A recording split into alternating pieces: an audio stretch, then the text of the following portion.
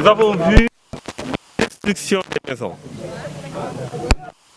Cet acte est ignoble. Cet acte est inhumain. Cet acte fait peur dans un État démocratique comme le Sénégal, dans un État de droit. Ce sont des populations, ils ont droit à un toit.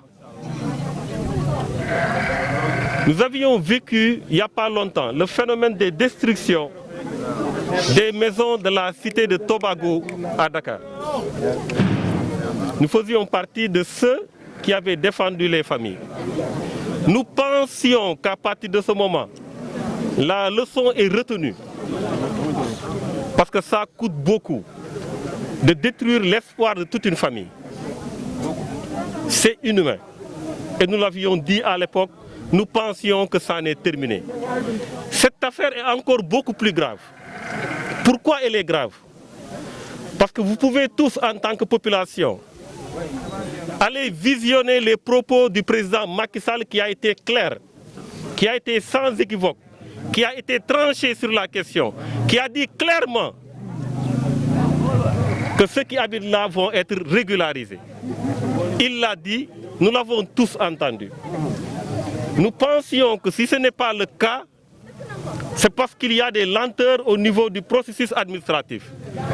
Mais nous n'avions jamais pensé qu'un jour, cette parole donnée du président de la République, les autorités allaient y s'asseoir et prendre une telle décision, une décision inhumaine. C'est pourquoi nous nous mettons du côté des populations. Nous pensons qu'il faut défendre la dignité humaine. Cette facilité à détruire les biens détruits, cette facilité à humilier des pères de famille, cette facilité à mettre des pères de famille et des mères de famille dans des situations de précarité est inadmissible, incompréhensible. Surtout dans ce contexte de Covid-19. Vous vous rappelez des premières décisions du président de la République qui avait dit qu'on n'allait pas mettre dehors les locataires qui sont défaillants. Il avait demandé à ce que les bailleurs ne puissent pas mettre dehors ceux qui n'ont pas parvenu à payer. Il l'avait dit au début. Aujourd'hui, il ne s'agit pas de payer, il ne s'agit pas de contentieux entre locataires et bailleurs, mais il s'agit de maisons habitées. Nous avons visité des maisons où des chambres ont été détruites, des personnes qui vivent dedans ont été mises dehors. Où est l'aspect humain? Pourquoi on n'a pas de la sympathie pour les populations? Pourquoi on ne pense pas à ceux qui se battent tous les jours pour avoir le minimum, avoir un foyer, y mettre leurs enfants, vivre dignement? Pourquoi on ne pense pas à eux? Je suis désolé, après avoir vu ce qui s'est passé ici, après avoir constaté toutes ces maisons qui sont concernées, on parle de 2500 maisons. Je pense que c'est inadmissible que l'on puisse continuer cette campagne de destruction, cette campagne visant à humilier des pères et des mères de famille. Vous pensez que les instructions de M. le Président de la République n'ont pas été respectées? Si les instructions du Président de la République ne sont pas respectées, d'abord c'est une chose. C'est une chose d'abord de ne pas respecter les instructions du Président de la République en n'ayant pas permis à ses pères et mères de famille d'avoir des papiers. Mais ça en est une autre. D'aller prendre le contraire de ce que le Président a dit.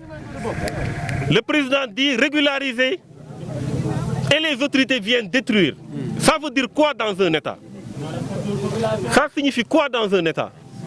Qu'on puisse avoir une décision ferme du président qui va dans le sens de régulariser et que de l'autre côté, on détruit, on humilie.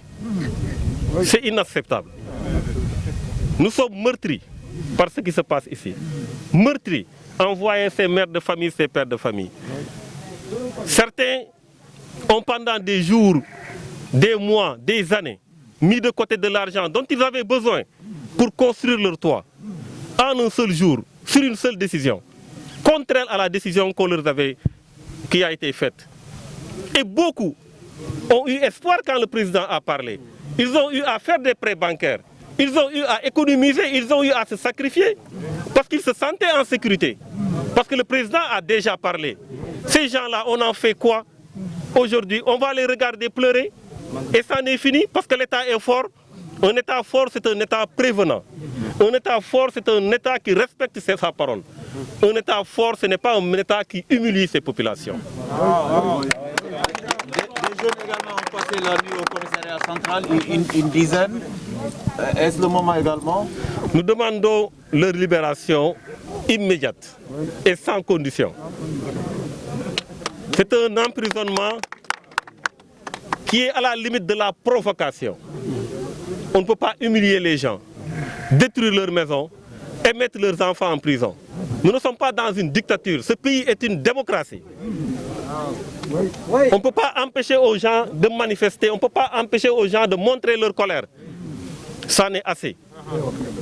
Et je pense que fondamentalement, il faut que le président de la République, les autorités de ce pays comprennent que ce Sénégal appartient à tout le monde.